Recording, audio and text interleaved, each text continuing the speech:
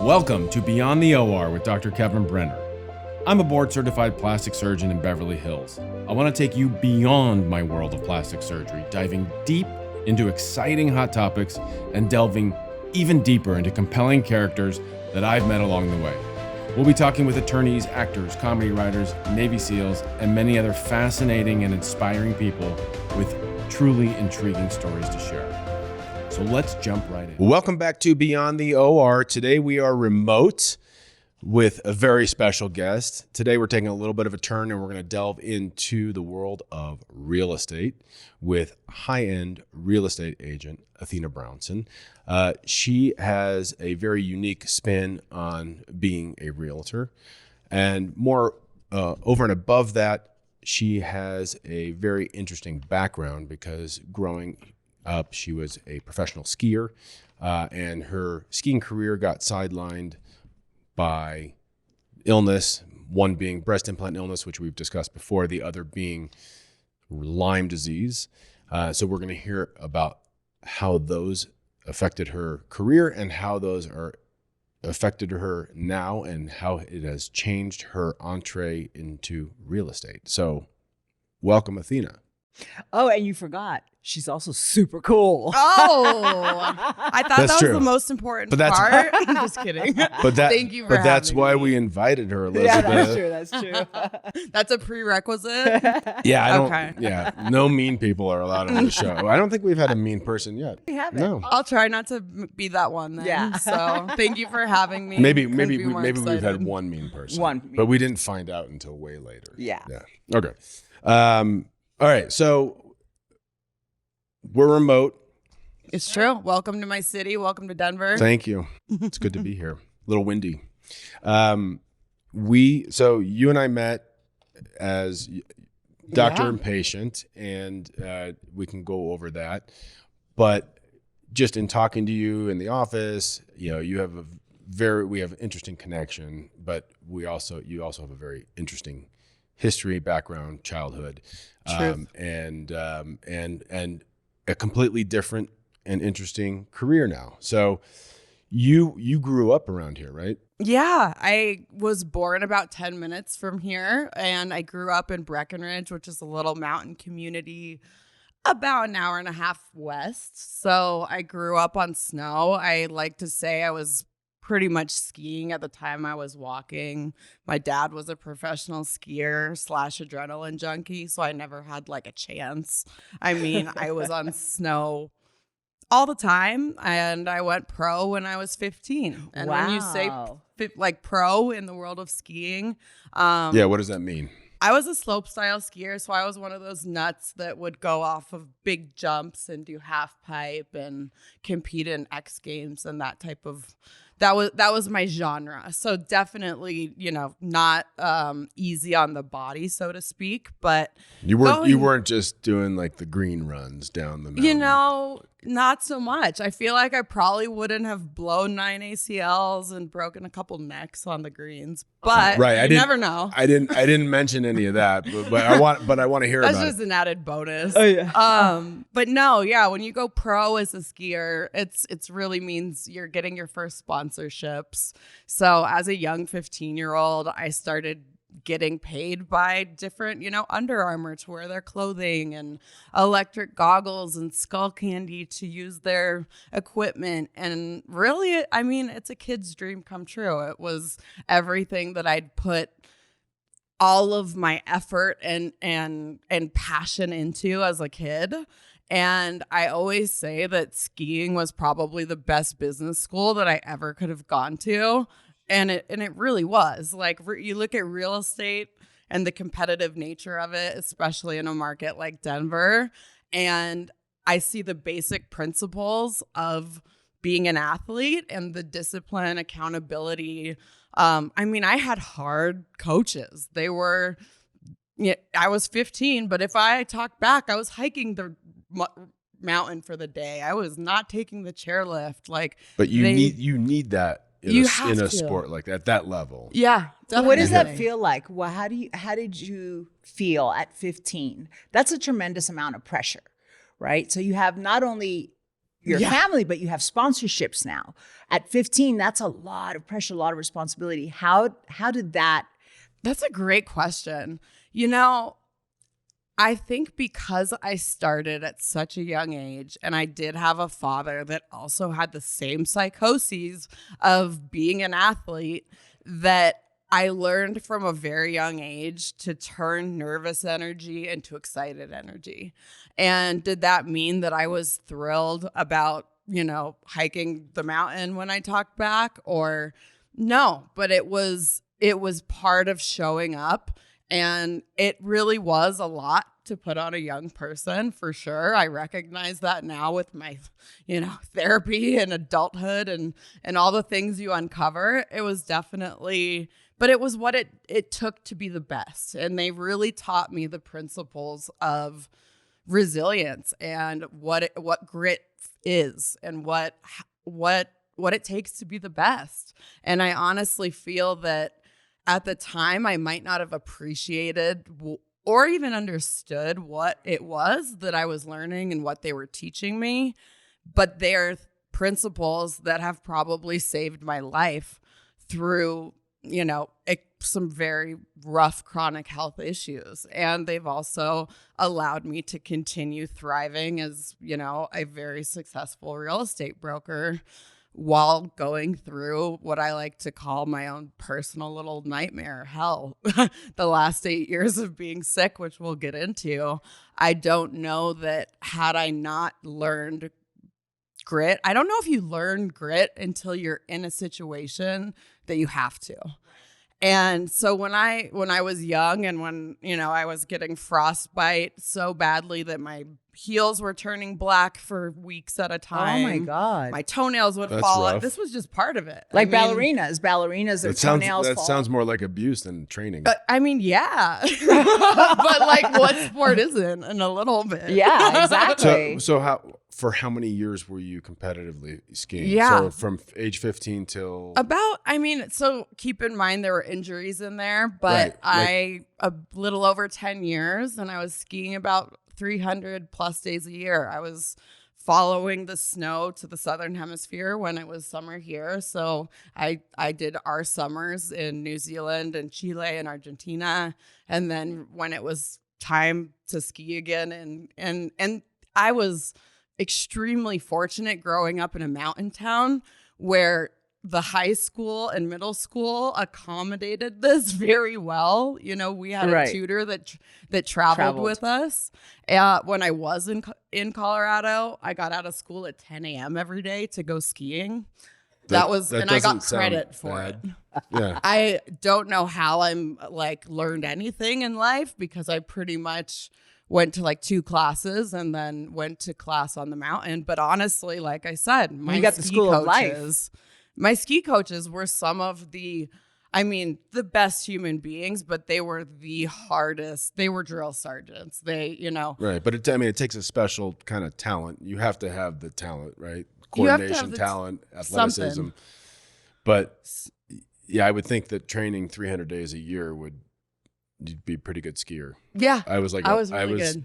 I grew up skiing. It was once a year. I bet I could probably beat you is what we're saying. Yeah. Well, see, the difference between you and me is you had how many injuries? I had 17 surgeries before I got sick. Right. And so that was on your knees. Knees, neck. Yeah. I had a couple neck surgeries, wrists, horrific compound fracture, Salter-Harris fracture of my tib fib. Right. Basically my bone popped out the side of my leg. Right. And you kept going. Oh yeah. Yeah. So basically what you're saying is you're a badass. I was. But you kept going. I had a partial tear of my ACL skiing with my medical school buddies in Park City. And this was, I don't know, 15, 20 years ago. I was I'm done. I'm out. See, that was probably smart. No, I know. Well, yeah, I can't. See, the difference between me, you can sell a house with a fracture in your arm. I would be sidelined for 2 months. I think that's a men-women thing. Just kidding. But no, it's true. I think something about these injuries it was part of the sport. So if I blew a knee, I knew that if I did A, B, C, and D, that I was going to heal perfectly. Like I would follow instruction. I would do physical therapy to a T. I mean, we're blessed with the most incredible surgeons at Studman Hawkins and Vail. Like I had incredible doctors, but I knew that if I put the work into rehab, that I was going to get better. And this is probably what has helped you now dealing with sickness, having that, I know what I need to do to heal. It's almost like, and correct me if I'm wrong, it's almost like, okay, A, B, C, and that gave you the ability to now in these other sicknesses that you have to confront, you're like, you already have something set in place. Yes and no.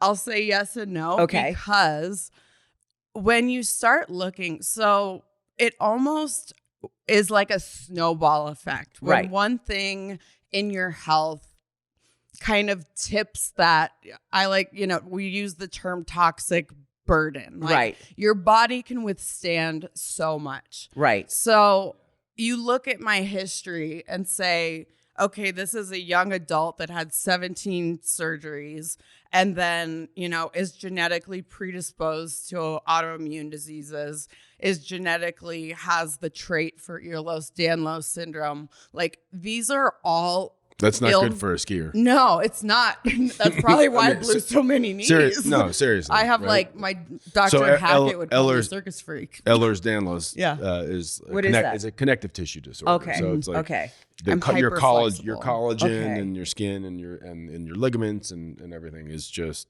not normal. Okay. Like it's you're like what was that cartoon Circus character? freaks. Rubberman. Gumby. The stretch.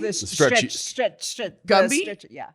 That's Gumby. me, basically. So you take all of these and then you put Lyme disease in and you put breast implant illness. And all of a sudden it becomes almost, I call myself like a science experiment because there isn't a one size fits all way to healing all of these things together. And that's frustrating. So if you would, start at the beginning, walk us through the timeline. Yeah. So you're 25, you're still skiing competitively. I had just been told, okay, Athena, you're going to need a knee replacement by the time you're 30 if you keep doing this. Okay. Well, I kept going a little bit. I undercut a backflip, ended up tearing C6, C7 in my spine. Yeah. And needing tearing the disc. Yeah. Which could have been a game-changing injury for you, right? It was. You can be paralyzed. Yeah. At that level. But it wasn't another way because when I had surgery, my immune system was at a weakened state. And none of this is, was even on my radar. I mean, I had no idea the implications of everything that I had done. I lived in Uganda right before this, which I believe is where I contracted Lyme disease and I got parasites. So when I had neck surgery, all of a sudden I started getting all of these really strange GI infections and really odd illnesses that a healthy 25-year-old professional athlete should not be getting. So I was so fortunate enough to have one of our dear friends who introduced me to Dr. Brenner, Dr. Chad Pressmack. He looked at me and said, okay, something is underlying here that we're missing. You're not just getting all of these illnesses out of the blue. We're missing something. I think we should do a test for Lyme disease. Now, I laughed at him. I literally laughed at. I was like, and he's like, this. We're gonna have him on the show. I can't wait for you guys to have him. He's so smart. He's the most brilliant human. He's the most down to earth, humble guy. But he is so smart. I start talking to him about medical stuff, and it's I'm like, how do you remember that? So just to give a little background, Chad Pressmack, Dr. Pressmack he's a neuro spine surgeon. That's his training. He's here in Denver, right? He's here in Denver at Resilience Code. And so that was his practice for years. And then this is why we need to have him on. At some point, he decided to get into functional medicine, and He so saw the gaps that were missing. which with you. the same things that I'm seeing. And he got into, he developed an entire functional medicine practice in addition to his, he's still actively operating every week. We need more doctors to do that. Oh my gosh. So, but he's so bright, and like like every bit of minutia that I've forgotten from medical school, he still remembers, and like every mechanism. It blows my mind. And the stuff that he thinks about it, I'm like, he reads medical journals for fun every night. Like he's but he'll still, go he's actually party at a and have Lyme fun disease. with the rest of them. He's at some Lyme disease meeting right now. Oh, as we're sitting here. Yeah, exactly. He's on the International Board of Lyme Disease, and I always say I'm the luckiest sick person ever, and I completely accredit that to the fact that I have had Dr. Pressmack as an advocate for me in understanding all of these very complicated, very elusive, and not traditionally accepted diseases like Lyme disease. I went to the Mayo Clinic, for instance, and they laughed in my face and told me to go to a psychiatrist. But Dr. Pressmack said, I think we should do a test for Lyme disease. Right. And again, I laughed at him. I've never seen a tick. I have no memory of being bit by a tick. It was not a vernacular that, was commonly talked about. I think it's just now starting to become, a little bit more talked about, which it's the fastest growing epidemic in the country. I've learned more about Lyme disease because one of my best friends is a war correspondent. And she's a badass. She did Iron Man. She got Lyme disease. Insurance doesn't cover anything. Nope. Doctors don't really know much about Lyme disease. I don't know why that is. It's so crazy. I think there's a huge conspiracy that it was a biowarfare gone wrong. Like literally something created by the U.S. government. Well, she found the tick. She didn't know about Lyme disease. Yeah. And so there's days she can't even get out of bed or walk. I mean, I know that I'm a tough individual. No. And, not at all. Over the last 8 years of this journey, it has been I haven't felt good waking up once. I haven't had a good day in 8 years. So I want to ask you really quick, because this is really important. Yeah. You have such an amazing, your presence is known when you're in a room. You have this ability good to energy. Good energy. Thanks, great guys. energy. I just like you, so. High energy. You have this, you would look at you would never think you're sick. Where does that great, how do you wake up in the morning and how do you talk to yourself? So that's a great question. And thank you.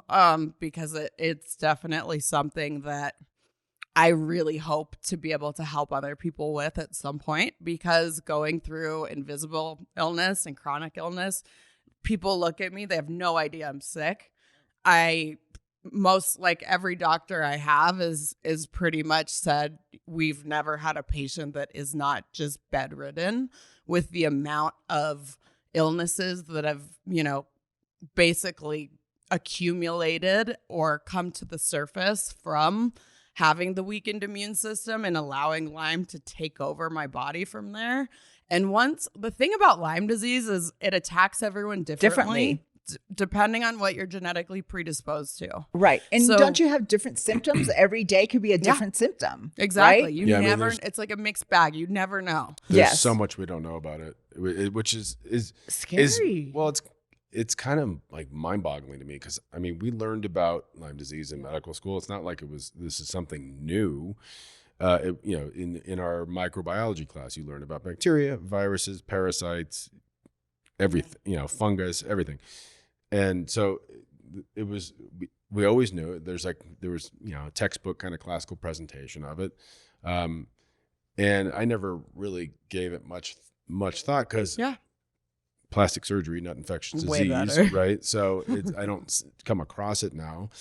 But I'm learning a lot about it. In fact, we just had someone on the show recently who is an who herself had Lyme disease and is now an Has. advocate for patients with Lyme disease and other chronic illnesses. Yeah. But yeah, it's I don't understand why we don't know more about it, and I don't understand why That's interesting. why this infection versus any other infection, with insurance companies would say, Right. we don't recognize this. I mean, they do just about everything they can to not pay for stuff, but They don't pay for infusions. She's got to get infusions all the Oh, time. Right. plasma transfusions. I mean, I think one year I spent $300,000 alone just on plasma, which is and this and all started when you were 25. yeah, 26 Okay. is when I was diagnosed. So, do you want me to go back to your question? Yes, please. Yeah. Yes. So- Did I interrupt your question? You did, but it was That's an okay. important, like it was a really important side note that you made. So thank you. Thank you. But we're going to talk about attitude for a second. Okay. Yeah. And I'm not going to get a bad attitude. I don't even need to be here. Honestly, I think that when you're faced with adversity, we live in a culture of toxic positivity, in my opinion. Right. Where you're just supposed to look at the bright side of everything and find the good in everything. And that's not reality. And I think that in order to get through anything, and I'm a firm believer in like healing psychologically is just as important as the work you're doing to heal physically. Absolutely. Like the body keeps the score. We hold trauma. Chronic illness True. is a trauma. Honestly, I shout out to my therapist. You're the best. But I had to go through, and I continue to go through different phases of mourning because I went from being a world-class athlete to barely being able to get out of bed, having such bad neuropathy that my hands and arms felt like they're in a fire all the time, being branded. I mean, you name it, I felt it times 100. I would never wish this on my worst enemy, and I look fine from the outside. But what I've learned, and I think, skiing did play a big part in this, is that in any adversity that we face in life, whether it's medical, whether it's a divorce, whatever it may be, we have to be able to create our own toolkits of what gets us out of bed, what Right. keeps us going. I am What a keeps firm you going? believer. Honestly, as cheesy as it sounds, real estate has been a godsend for me. It's amazing. Because I get to Why is that cheesy? I just feel like that cheesy real estate agent that's like, You're like, I love my job like- so much that and if you need to buy a house, and call if me. anyone, Yeah. exactly. I'm like, just waiting for my real. I was gonna say Real Housewives of Denver. I'm not a housewife. $1 million listing Denver. Yeah. But for me, finding a why, finding something that you're passionate about that will inspire you to get out of bed, that'll motivate you to get up on the days that you don't want to, which is most freaking days.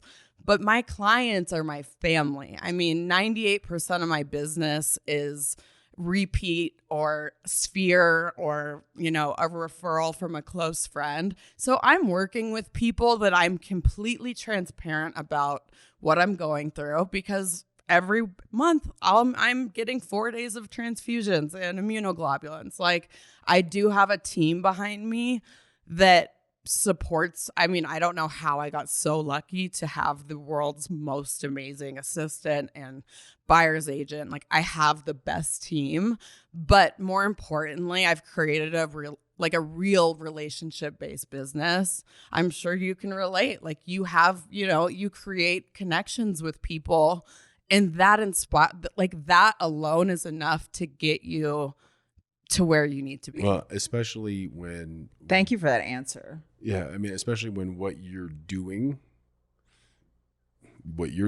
I'm doing Yeah. is life-changing for people. It right? is. They don't forget that. And I've noticed that, especially with all my breast implant illness patients. I mean, Oh my it's God. true. It's true in surgery and plastic surgery in many aspects, but in specifically with You breast changed implant my illness. life for sure. That's So, how but- I met him. Yeah. So, I had BII too. So what? So what? Where did you go from? Like, oh, I got sacked with Lyme disease, and I'm getting these treatments to breast implant illness. Where did that come about? When did you have your implants put in, by the way? Yeah. So I was that, like, I say kid because as far back as I can remember, I remember wanting to have huge boobs. Like, it was like in my DNA. Which on your frame. I know. I mean, especially when I was an athlete. I don't want to make light of the obvious, but I'm a maybe 5 feet. You're a Denver 5 feet. I'm a Jewish 6 foot. Right? Exactly. So I literally, like, I saved up money as a skier so that when I turned 21, I bought myself implants, and it was I was someone that loved them so much that when I found out about breast implant illness, I was heartbroken. Me too. This was something that I literally wanted my entire life. I wanted them for me. And many women say the exact same thing. It's like a part of, like, it's not, for anyone else. It was something that and when I found out, I was about 8 years after having them put in. So I'm in the midst of hell being told, the amount of doctors that I quickly accumulated as like my team between immunologists and functional medicine doctors and infectious disease doctors, and the amount of testing I was doing, it was so overwhelming that when my immunologists did testing and found that I had not only heavy metals in my blood, which was actually from the implants in my neck, but I believe it was plastic polymer poisoning. Does that sound right? Could be. I mean, I had plastics in my blood. From your disc or from your implants? What type of implants did you have in? So I had saline. Okay, yeah, because I didn't take out your implants. No. We met well after that. So you had saline implants. Silicone implants. Oh, you had silicone implants. Silicone implants. You did just say saline. I did? Yeah. That was, we'll blame it back. on Lyme disease brain fog. We'll fix it in post-production. Don't worry about it. So you had silicone implants. What we see with silicone implants is, oftentimes a silicone reaction, which you don't generally see with saline implants, even though there's silicone in the shell. But that's interesting because I'm actually working on a study at UCLA right now, looking for like silicone metabolites in the blood for women with silicone implants. Yeah. So Dr. here said, look, whether it's your Ehlers-Danlos causing too much rubbing between the discs in your neck, like the fake discs, and that's causing plastic polymer, to be in your bloodstream and heavy metal. I'm not familiar with what is made. I am not. Discs, the artificial discs. You should talk to Chad about that for sure. So it's called a secure C disc, and to my knowledge, it's cobalt and a type of plastic. I had very high levels of cobalt in my blood and very high levels of a certain type of plastic. Which I've heard of. Also, there was a big deal with an artificial hip that was made out of, hip. My dad. Hip is, a ball socket kind of a joint. Metal on metal. And the mesh too, the hernia mesh. Hernia mesh, but specifically with cobalt. Metal on metal. There was actually a documentary on Netflix that followed a orthopedic surgeon who did hips and knees for a living, and then it wasn't until he himself had a hip replacement, and then he got cobalt toxicity from this specific device, which has now been taken off the market. But it was on Grey's Anatomy. They had a whole episode. It was just like that. it was grinding over the years, grinding with every motion, every bicycle ride, everything. And he had it was like liquefying the surface of the implant. And that sounds like it's exactly. Maybe that was what was going on with your neck. Yeah. And I think when, knowing so much more now than I did prior, when it seems like a no-brainer to me now. Okay, when you're putting a synthetic object of any kind into the body, it is going to cause inflammation. Your body does not want something that is foreign in it. So I was looking at, we're looking at every possible factor in my life, in my body, what I had been through that, was it like pushing that toxic burden kind of to overflow. And implants are a foreign object. I have many autoimmune diseases. My body, it was causing inflammation. Did you have those autoimmune diseases before you had your implants put in? No. Neither did I. None of them. No, right? I was the epitome of health. Just so people can understand, what can you enumerate which ones they were? It was right after I had that neck surgery and got diagnosed with Lyme. About 6 months later, my immunologist said, you need to get your implants removed. And I went which disease processes which autoimmune diseases? So I have the one that affects me the most is CIPD, so small fiber neuropathy, but I have Hashimoto's.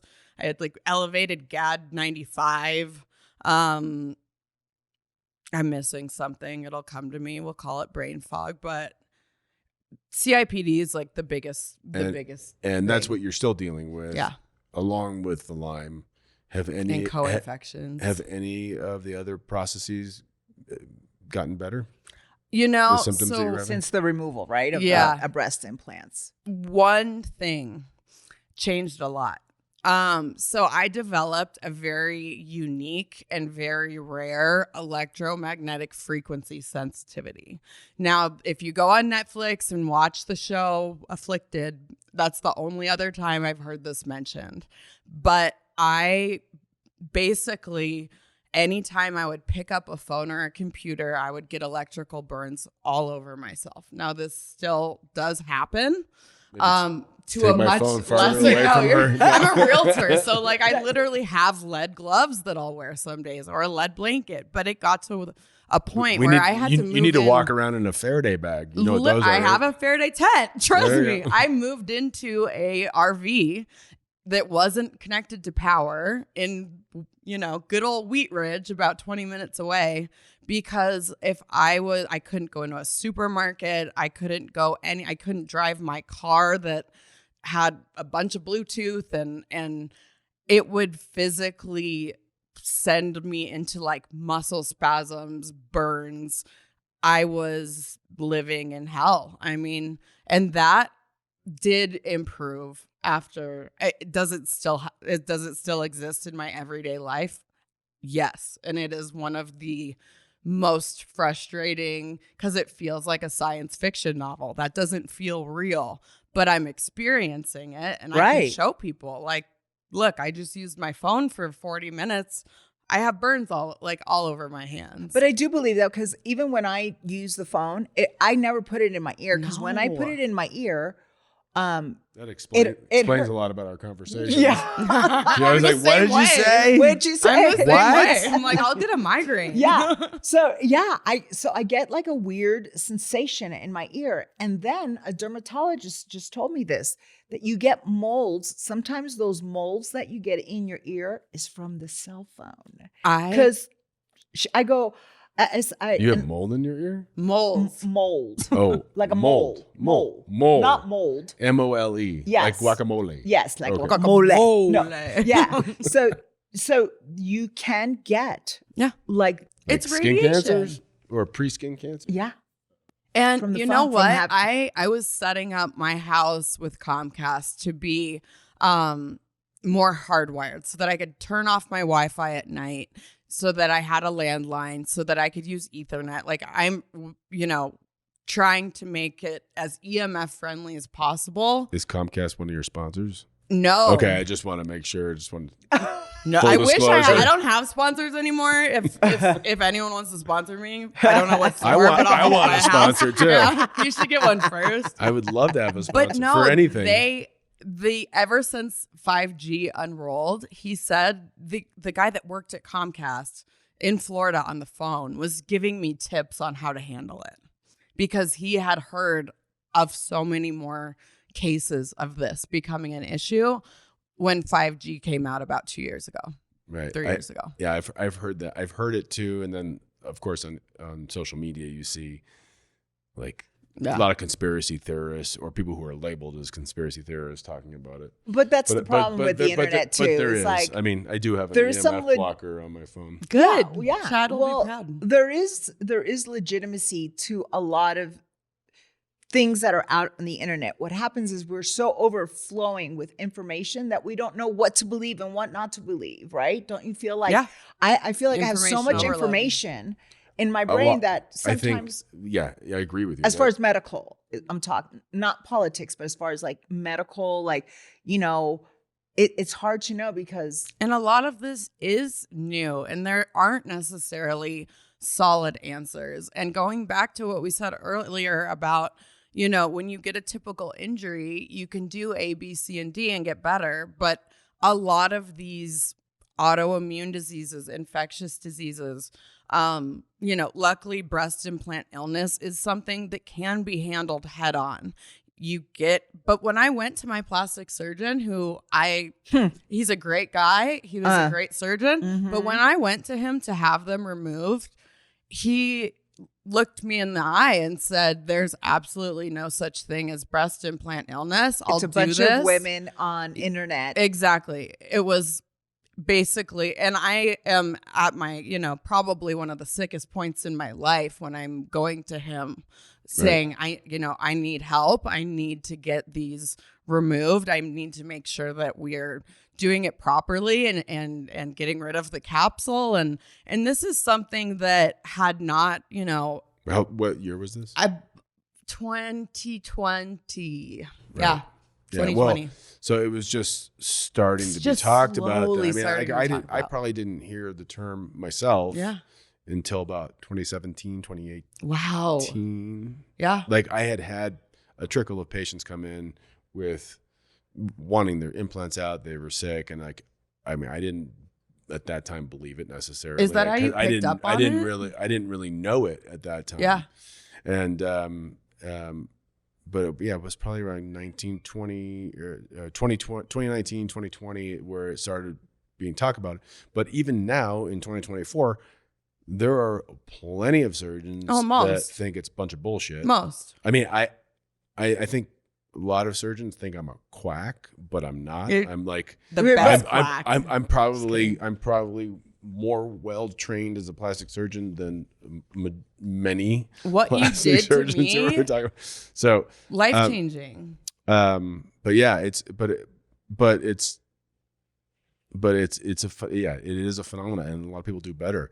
And so the question begs is like, why are you not even better than that? Yeah. You know, because that's all the naysayers are like, well, she's still sick, so you didn't need to take out her implants. Well, and my answer to that is I have a plethora of things that are making me sick. Breast implant illness was one of them.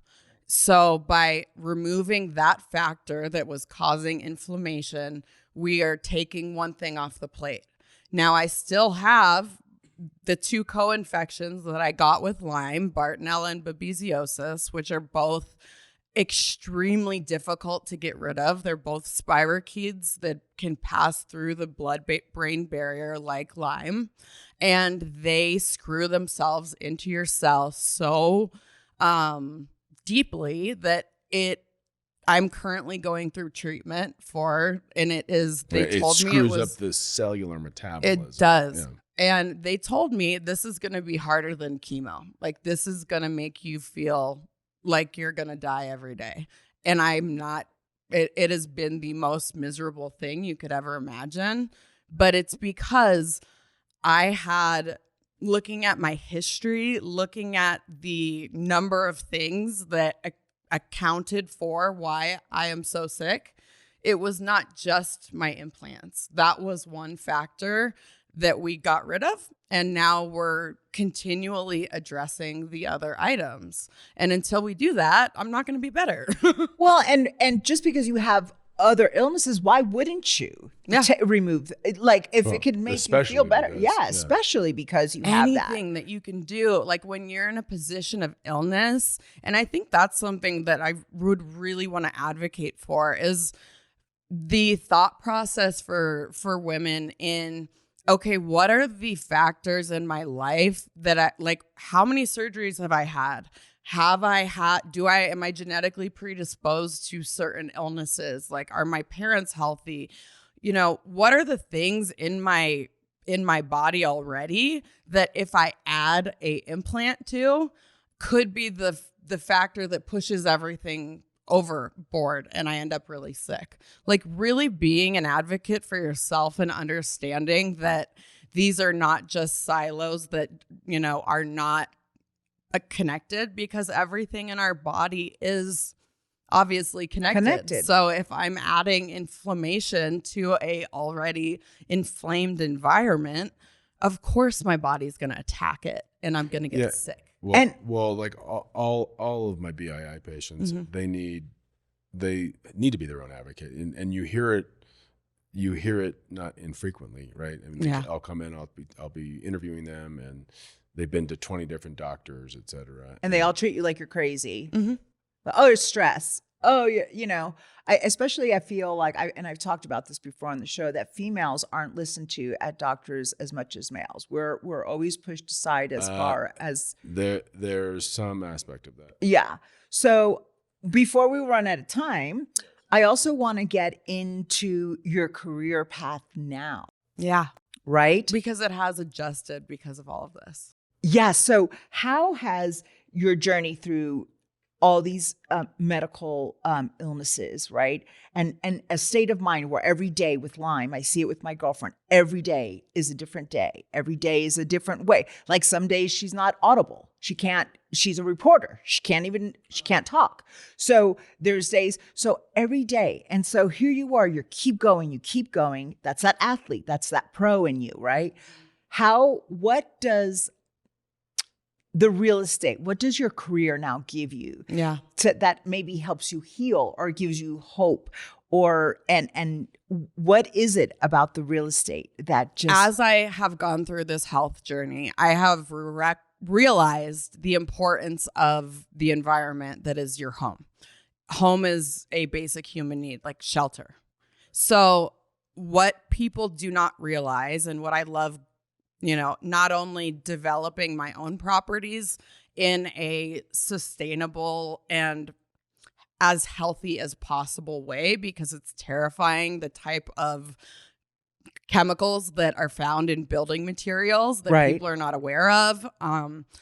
Even, helping people purchase homes and bringing up the different items in a home that could make you sick. So are we testing for mold if you're living in a property, in a property that has been there forever? Right. And could, have black mold that we're not picking up on. Is obviously lead-based paint is just don't eat paint chips, but really just bringing to the surface, bringing to light an awareness of what is in a home that could affect you. Being aware of, what does the soil report say? Are you near power lines? What cleaning materials are you using? Like, there are very small fixes, tests, things that we can do to make sure that when I'm putting you in a home, it's not going to be something that makes you sick. Because you're like the functional medicine of real estate. Oh my God, I love that. Seriously. And groundbreaking. That's groundbreaking. I had black mold poisoning from a house I lived in. I'm like, literally, I will teach you. I'm basically going to be a real estate doctor at this point. And make sure you get into a house that isn't going to make you sick. You should teach at Boulder. Do they have a medical school? Yeah, no, but I did go to college there. I'm telling you, I'm going through the house process right now. Yeah. And it hasn't been a lot of fun. And, to find somebody, I wish I had somebody like you where I live that is aware of all of this stuff. And most aren't. And it's just because there's not a big awareness of it. So if I can, we talk about relationship-based business and creating clients for life that are like family. If I'm putting someone in a house that I know has not been tested for mold or radon or whatever it may be, I can't in good conscience sell that. I need my clients to be healthy so that we can continue our relationship for years to come. Well, and Bottom that's why line. you're so successful too, Thank you. because you care. I do, Yeah. because I've been there. Yeah. You do. And I want, I want to help create awareness around all of this, because I was the perfect example of someone at the top of my game. I thought I was invincible. I literally had unlimited energy. I was in the peak physical condition, to the point now where I've done a lot of healing, and I'm still in a place where I have a long ways to go. And it is just getting out of bed and getting ready in the morning is one of the biggest challenges you could imagine. But you're doing it. I'm doing it. Are you still skiing? I get that question a lot.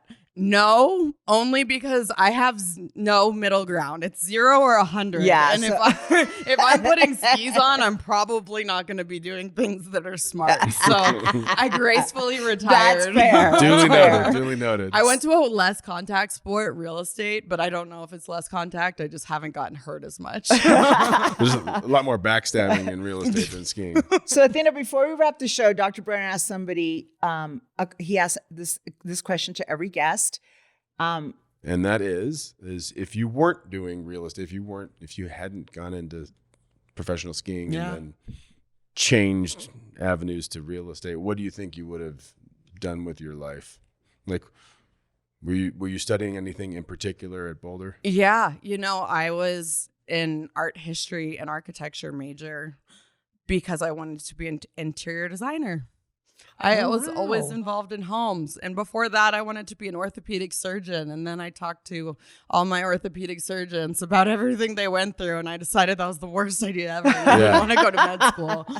You're better off doing real estate. Yeah. Honestly, I tell my kids the same thing. It's They'll my go to medical thing. school. Oh my God. But I know that I would always be in a people business. Like, I love humans. Something You have the relational. personality for it too. Like, I would be doing something relational, probably interior design. I'd be That's bored. amazing. Though. You'd be bored. I'd But that's be close. bored. But that's pretty close to what you're doing. That is. Yeah. But I like it. All right. Well, thank you so much. Good to see Athena. you as always. Yeah. Thank you so much for coming on. Before we close off the show, can you tell people where they can find you?